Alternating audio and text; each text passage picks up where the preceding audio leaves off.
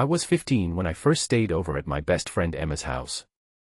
It was a big deal for me back then, sleeping away from home, especially at Emma's, who lived 3 blocks away, felt like stepping into a new world. Her house was the kind of place that seemed to hold 1,000 stories, with creaky wooden floors and walls lined with old photographs. Emma and I had been inseparable since 3rd grade, and our sleepovers were sacred rituals where the world outside didn't exist. That night, like every other sleepover we'd ever had, was charged with excitement. We had spent the afternoon planning exactly what we'd do after her parents went to bed. The living room was littered with snacks, blankets, and flashlights, all the essentials for a night full of whispered secrets and whispered dares. The air was thick with that unique blend of teenage adrenaline and the scent of popcorn and sugary soda. One thing we always did, no matter how many times we told each other we weren't scared, was share scary stories. It was a tradition born from our shared love of horror movies and a fascination with the unknown. Those stories were never just stories to us, they were tests of bravery, battles fought in the dark corners of Emma's dimly lit room. We'd trade tales about ghosts, urban legends, and creepy encounters, each one more chilling than the last. It was our way of transforming a simple night into an adventure, a challenge to see who could keep the lights off the longest. That particular night felt different from the moment we sat down to start our ritual. Maybe it was the way the wind rattled the windows or the way the shadows seemed to cling to the corners of the room. Emma's house had always felt a little eerie after dark, but this felt like something else, like the house was holding its breath, waiting. We joked nervously about ghosts and monsters as we passed around the flashlight, but beneath the laughter, there was an undercurrent of unease we couldn't shake. We began with the usual stories, the kind we had told a dozen times before. Emma went first, recounting a story about a haunted forest near our town where people claimed to hear whispers calling them deeper into the trees. I followed, telling a tale I'd heard from my older brother about a ghost that appeared in mirrors. Our friend Lily, who had come over for the sleepover, shared a local legend about a vanished child who supposedly roamed the neighborhood at night. The stories spun their web around us, and the room grew colder despite the blankets piled on our laps. We huddled closer, the flashlight beam cutting through the darkness like a fragile lifeline. Each creak of the house and gust of wind seemed amplified, filling the silence with imagined threats. It was thrilling and terrifying all at once, the kind of fear that makes your heart pound and your skin prickly but somehow feels safe because you're not alone. As the night deepened, the stories took on a more personal edge. Emma began to talk about her family's history, which was filled with tales of strange happenings and unexplained events. She mentioned how her grandmother used to see figures in the corners of rooms and hear voices when no one else was around.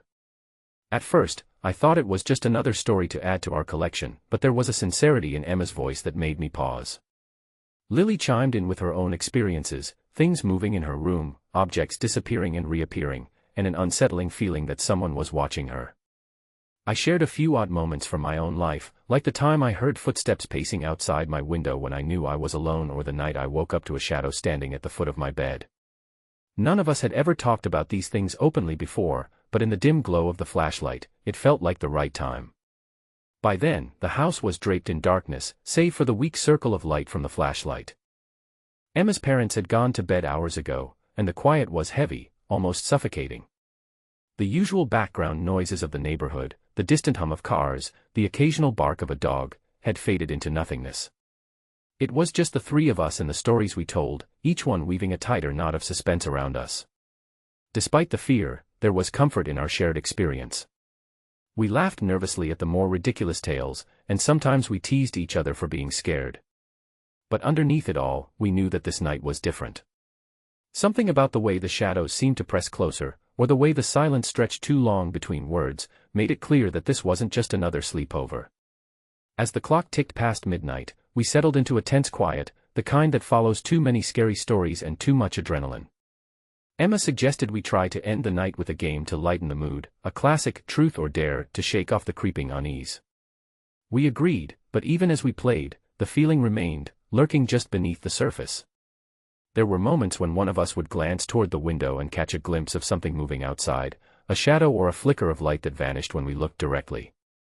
We told ourselves it was just the wind or a trick of our eyes, but the seed of doubt had been planted. The house felt less like a safe haven and more like a trap, holding us in a silent watch. I remember that night most vividly not because of any one event, but because of the way the ordinary had begun to warp into something unrecognizable. The laughter that once filled the room started to sound hollow, and the familiar walls seemed to close in. We were caught between the thrill of the stories and a growing sense that something unseen was stirring in the shadows. Looking back, that sleepover was the start of something I couldn't have anticipated, a night that would blur the lines between childhood games and real fear. It was the moment when the stories we told became more than just tales, when the safe world we thought we knew began to crack and reveal the darkness lurking just beyond the light. As the night wore on, the uneasy feeling we'd tried so hard to ignore began to take on a life of its own. The house, once a familiar refuge, now seemed like a living, breathing entity, one that was watching us, waiting for something. It started with the sounds. Soft at first, barely noticeable, but growing louder in the stillness. We heard creaks from the floorboards, the kind that always come with an old house settling, but these were different, more deliberate, like footsteps pacing just out of sight. The whisper of movement echoed through the hallways, twisting around corners and disappearing when we tried to trace it. I remember clutching the blanket tighter, eyes darting toward the darkened doorways, heart pounding in a rhythm that matched the strange noises. Emma was the first to speak up, a tremor in her voice that I hadn't heard before. "Did you guys hear that?" she whispered, her eyes wide as she stared toward the staircase. We all nodded, but none of us wanted to admit how scared we were. Lily tried to laugh it off, saying it was probably just the house settling or a raccoon outside. But even as she said it, I could tell she didn't believe her own words. The flashlight flickered, casting shifting shadows on the walls, and the air grew colder. I could see our breath in the dim light, even though the heater was still running.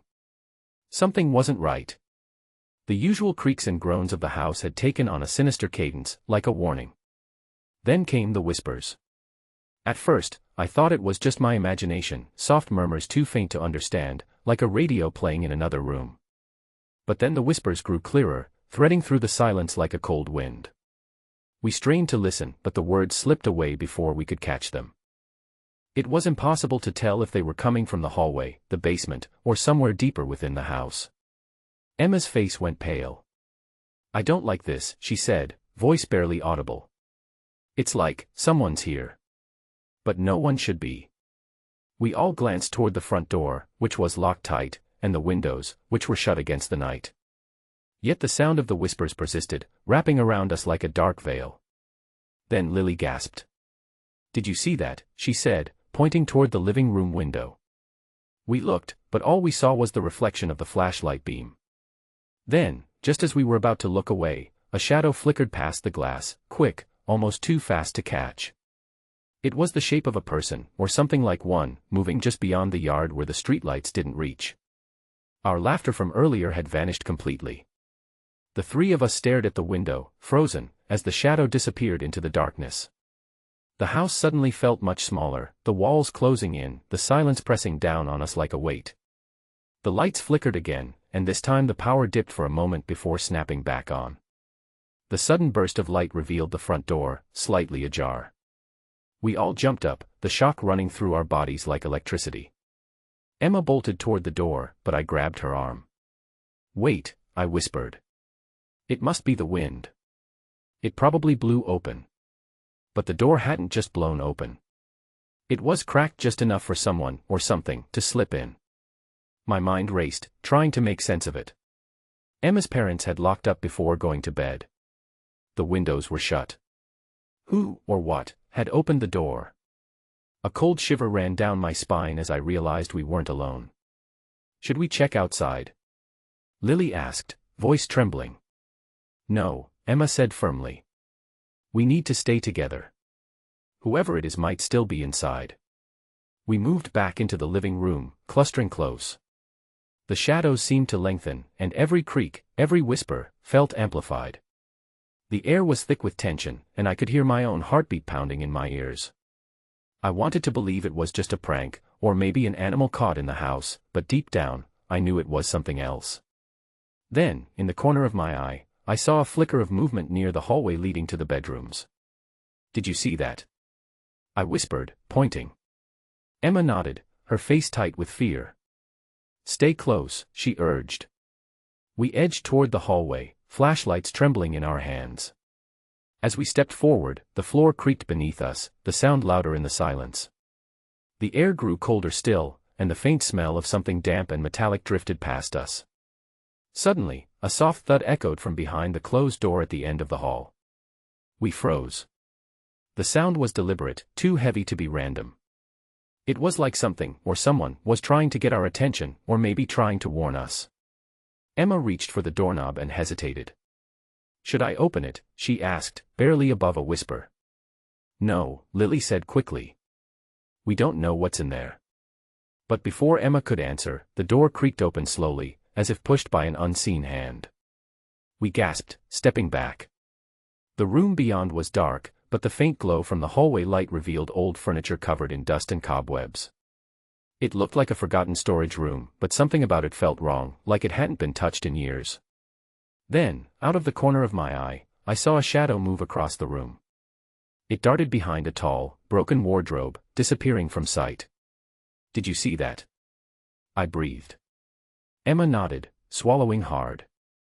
"We need to get out of here." But as we turned to leave, the door slammed shut with a force that shook the walls. We tried the handle, but it was locked tight. Panic surged through me. We were trapped. The whispers returned, louder now, filling the room with a chorus of unintelligible voices. Our flashlights flickered wildly, and shadows danced on the walls like twisted figures. We banged on the door, shouting for help, but only silence answered. I could feel the presence growing stronger, the air thick with something ancient and malevolent. We were no longer just kids telling stories, we were caught in one. In the hallway, the floorboards creaked as footsteps approached, slow and deliberate. We pressed ourselves against the door, hearts pounding as the sound came closer. The footsteps stopped just outside the door, and the handle rattled. "Please, don't," Emma whispered, tears streaming down her face. The handle turned slowly, but the door didn't open. Instead, the footsteps retreated, fading into the darkness. We collapsed to the floor, trembling, as the whispers faded into silence. For a long time, we sat there, too scared to move, too shaken to speak. The house was no longer just a place to sleep and share stories. It was a trap, a cage holding us with an unseen force that toyed with our fear. And we knew, deep down, that the night was far from over. Time seemed to distort inside that room, the minutes stretching out in an endless loop of fear and confusion.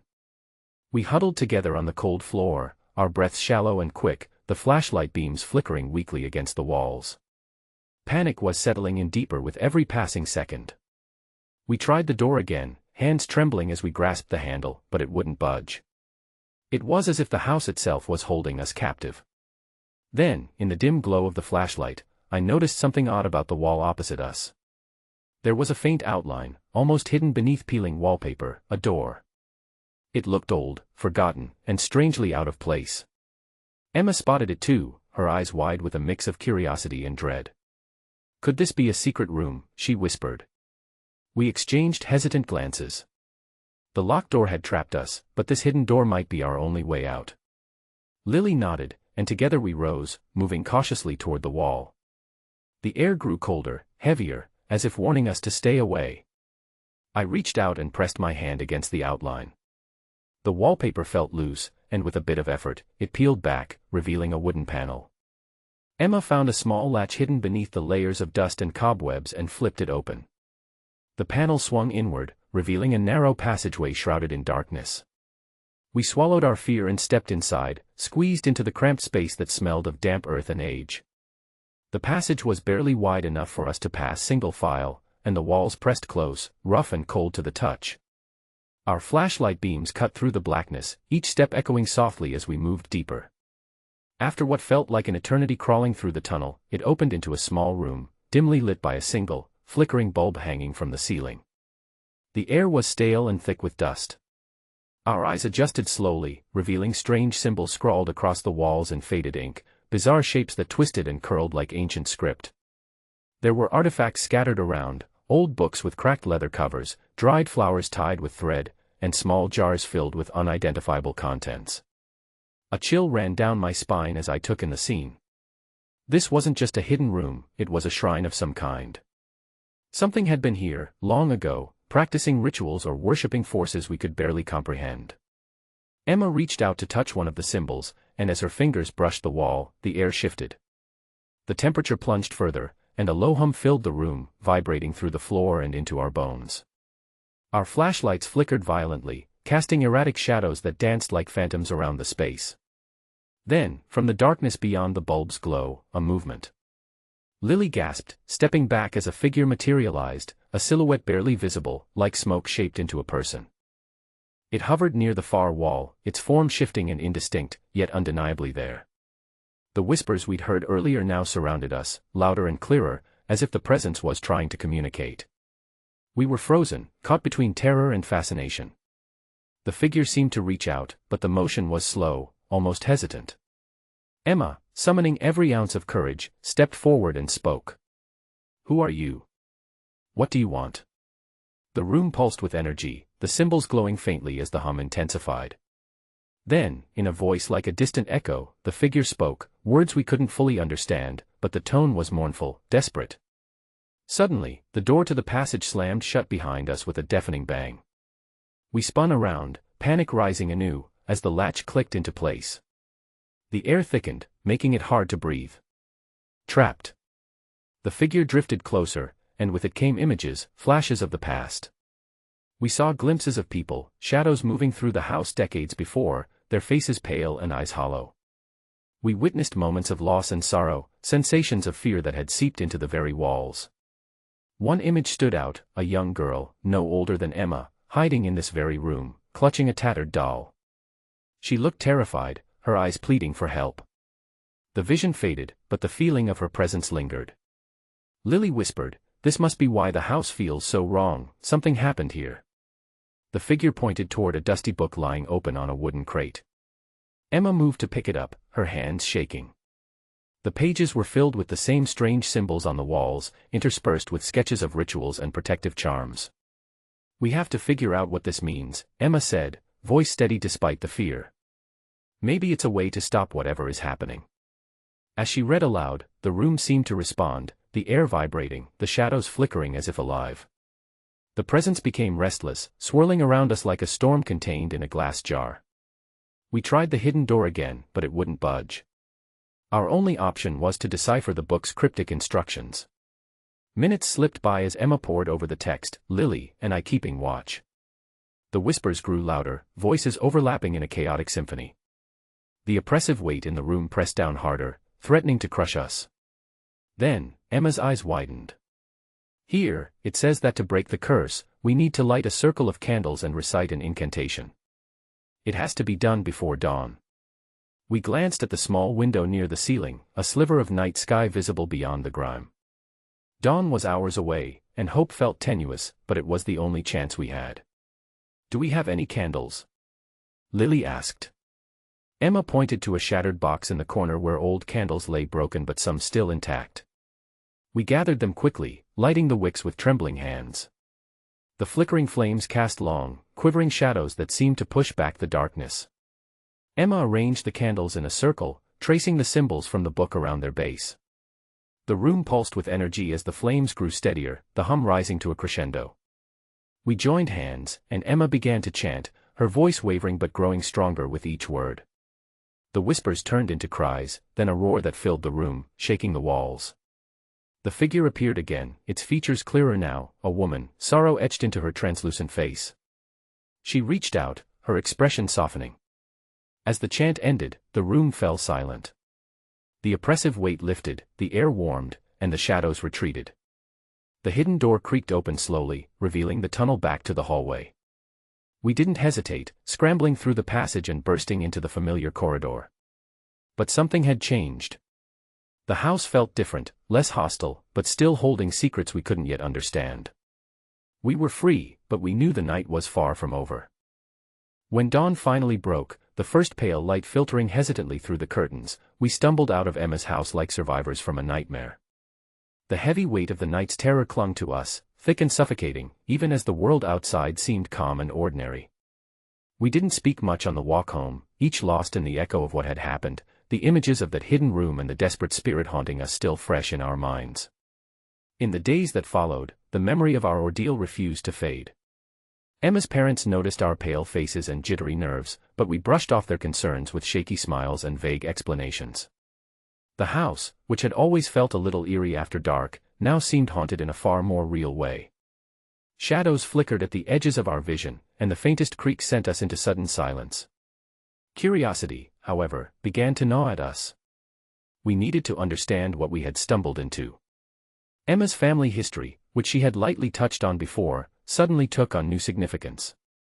We spent hours poring over her grandmother's old journals and letters, which revealed whispers of strange happenings and mysterious disappearances tied to the house and the surrounding neighborhood. It turned out that Emma's house wasn't just any old family home. Decades ago, it had been the site of several unexplained vanishings, children and teenagers who had simply disappeared without a trace. Local legend spoke of a curse, a restless spirit seeking release, and a dark history buried beneath the foundation. Neighbors spoke in hushed tones of strange lights and eerie sounds that had plagued the property for generations. Our discovery only deepened the unease. The symbols we'd seen in the hidden room matched those found in some of the older documents, suggesting rituals meant to contain something powerful and dangerous. Emma's grandmother had apparently been involved in attempts to protect the family, but the journal entries hinted at failure and growing fear. As the weeks went by, the effects of that night began to creep into our daily lives. Emma's younger brother refused to enter the basement, claiming he'd seen a shadowy figure watching him. Lily started waking up in the middle of the night, convinced she heard whispers calling her name. I found myself reluctant to be alone in my own room, the familiar feeling of safety replaced by a gnawing fear. Our friendship became a lifeline, a shared bond forged in the face of something we couldn't explain. We met regularly, comparing notes and trying to piece together the puzzle. But no matter how much we learned, the terrifying truth remained elusive. Some things were meant to stay buried. One afternoon, as we sat in Emma's room, the silence was broken by a sudden, sharp knock at the front door. Emma's mother answered, and we exchanged uneasy glances. When she returned, her face was pale. "It was the police," she said quietly. "They want to speak with you all about what happened." Our hearts pounded as the officers entered, their expressions serious but professional. They explained that neighbors had reported strange noises and lights coming from the house that night, and they wanted to investigate. The officers asked detailed questions about our experience, the locked rooms, and the hidden passage. It was then that Emma's mother revealed something we hadn't known. There had been previous reports of paranormal activity in the house, including unexplained disappearances dating back decades. The police files confirmed the dark history we'd only begun to uncover. The investigation shook us further, but it also brought a strange sense of validation. We weren't crazy or imagining things. There was something very real and very wrong tied to the house. Despite the official attention, the house remained standing, its secrets intact. The police couldn't explain the phenomena, and no physical evidence of wrongdoing was found. The disappearances remained unsolved mysteries, and the whispered tales of hauntings persisted. In the months that followed, the nightmares started. Each of us was plagued by vivid dreams that drew us back to that hidden room, to the sorrowful figure, to the chilling symbols on the walls. We woke in cold sweats, hearts racing, haunted by the feeling that the darkness hadn't left us, but had somehow followed. Sometimes, we'd hear faint whispers in the quiet, too soft to understand but unmistakably there. At other times, objects in our homes would move on their own, small but unsettling signs that the boundary between our world and whatever had touched us was still fragile. Our lives changed in subtle but profound ways. Sleepovers became rare, and when we did gather, the stories we told were less about scares and more about trying to make sense of the unexplainable. The innocence of those childhood nights was gone, replaced by a wary respect for the darkness we'd encountered. Emma's family eventually moved, unable to bear the weight of the house's history any longer. The house itself was sold, but the rumors followed it, whispered among neighbors and passed down like a warning. The new owners reported their own strange experiences, perpetuating the cycle. Despite the distance, the memory stayed with us. We remained connected by what we'd shared, forever marked by the night when a simple sleepover turned into a confrontation with something beyond understanding. Sometimes, when I lie awake in the dark, I wonder if the spirit we encountered truly found peace or if it still lingers, waiting for the next curious souls to cross the threshold. The house, the shadows, the whispers, they're all part of a story that's far from over. And though we escaped that night, a part of us never truly left. Some nights, when the world is quiet and the shadows stretch long, I find myself thinking back to that sleepover, the one that was supposed to be just another night of fun, laughter, and harmless scares. We were kids chasing thrills, telling stories that sent shivers down our spines but always ended with a laugh or a relieved sigh. but that night was different. It wasn't just a game or a tale, it was real. Terrifyingly real. I've learned since then that the line between childhood fun and genuine fear is thinner than we imagine. When you're young, ghost stories and urban legends are just entertainment, a way to test bravery and bond with friends. But sometimes, those stories are warnings, whispers of truths too unsettling to face. And sometimes, the darkness they hint at isn't fiction at all. Our experience taught me that some houses hold more than memories. They hold shadows that don't fade with the light, voices that don't quiet with distance. We were lucky, or maybe unlucky, to stumble upon one such place. It changed us, reshaped our understanding of what's possible in the quiet moments when the world seemed still. I think about Emma, Lily, and myself, how we were bound together by that night, connected by a secret too heavy to share easily. We carried the fear, the questions, and the unspoken knowledge that some things are best left alone. The house's dark history wasn't something we could fix or forget. It was a scar etched into our lives. And even now, years later, I sometimes catch myself watching the shadows in a room, wondering if they're just tricks of the light or something more. I hear faint whispers when no one else is around, and I wonder if the spirit we encountered is still reaching out, still trying to tell its story. Sleepovers, for most, remain simple joys, nights filled with giggles, secrets, and the thrill of the unknown safely contained. But for me, and for those friends who shared that night, sleepovers will always carry the weight of that experience. A reminder that the stories we tell may not be as harmless as they seem. That sometimes, when the lights go out, the darkness is waiting. So if you ever find yourself at a sleepover, flashlight in hand, hearts racing as you share ghost stories, remember this: not all stories end with relief. Some linger. Some follow you home. And some make you wonder what truly hides just beyond the reach of the light. If you love the story, like the video and subscribe.